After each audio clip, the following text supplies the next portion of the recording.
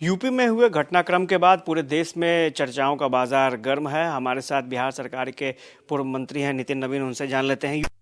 हुई पूर्व सांसद की हत्या हो गई, किस तरह से देखते हैं नितिन जी? देखिए, निश्चित रूप से जिस भी तरीके में जो वहाँ पर निकल रहे थे मेडिकल सुविधा बाकी चीज़ों के कारण, पुलिस ने अगर कोई लापरवाही की है तो निश्चित रूप से उससे कार्रवाई होनी चाहिए। और चाहे अपराधी कोई भी हो, अपराधी को भी जो सुरक्षा होना था, अगर उसमें कहीं चूक हुई है तो कार्रवाई होनी चाहिए। और माननीय मुख्यमंत्री जी ने जिस तत्परता से तुरंत में डीजीपी को भेजकर पूरे इस विषय का संज्ञान लिया है, मुझे पूरी उम्मीद है कि जो माननीय योगी जी की यूएसपी रही है कि पूरी तरह से अपराध और कानून तोड़ने वाले को बख्शते नहीं हैं। तीनों जो अपराधी वहाँ पर थे जिन्होंने घटना किया वो पकड़े भी गए हैं, लेकिन अब अगर पुलिस से भी चूक है तो उन पर भी कार्रवाई होगी ही, क्योंकि योगी जी इन विषयों को बहुत गंभीरता से लेते रहे हैं। और यही कारण है कि आज यूपी का लॉ एंड ऑर्डर सुधरा भी है। उन्होंने ये कहा जा रहा है नितिन जी की साजिश है। पहले बेटे के साथ घटना हो गई और फिर अतीक के साथ घटना हो गई। देखिए, इस पूरे विषय की जांच होगी तभी कोई विषय सामने आएगा। अगर साजिश कोई भी किया है तो निश्चित रूप से कार्रवाई होगी, जो भी लोग हों। लेकिन स्पष्ट रूप से ये भी है कि जिस प्रकार से उन लोगों का ट्रैक रिकॉर्ड रहा है, जिस प्रकार से कईयों के घर उजाड़े गए, कईयों के थे, तो लोगों में आक्रोश स्वतः पनपता था।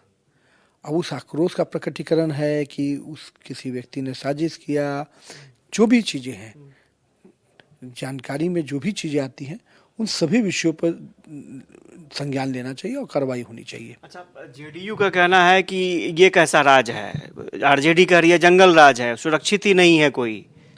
मतलब किसको सुरक्षा देने की बात कर रहे थे?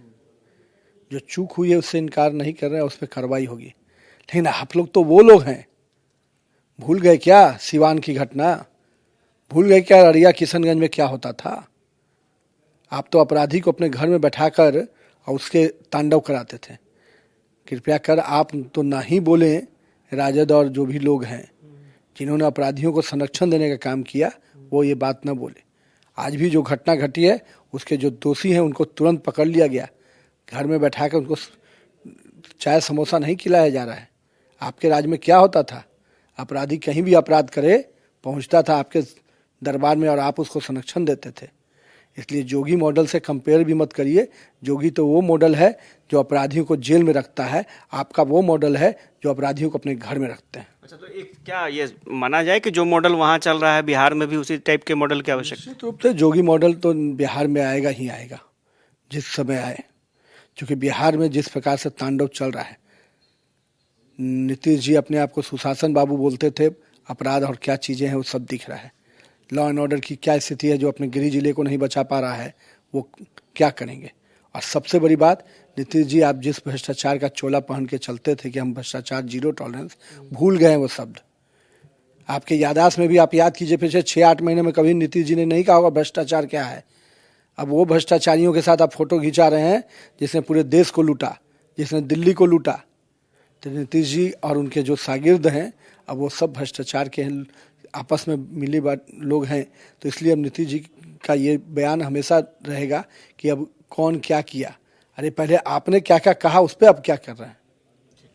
तो नितिन नवीन थे और ये बता रहे थे कि यूपी में जो भी घटना हुई है उसकी जांच होगी और जो भी दोषी होंगे उन पर कार्रवाई की जाएगी। लेकिन सबसे खास बात ये है कि बिहार में बीजेपी के नेता भी ये मानते हैं कि योगी मॉडल आएगा तो बिहार में ज़रूर आएगा, देर सवेर जो भी हो, यहाँ पर भी योगी मॉडल की ज़रूरत है, क्योंकि बिहार में अपराधी निरंकुश हो चुके हैं और यहाँ पर योगी मॉडल ही सारे मामलों को ठीक कर सकता है।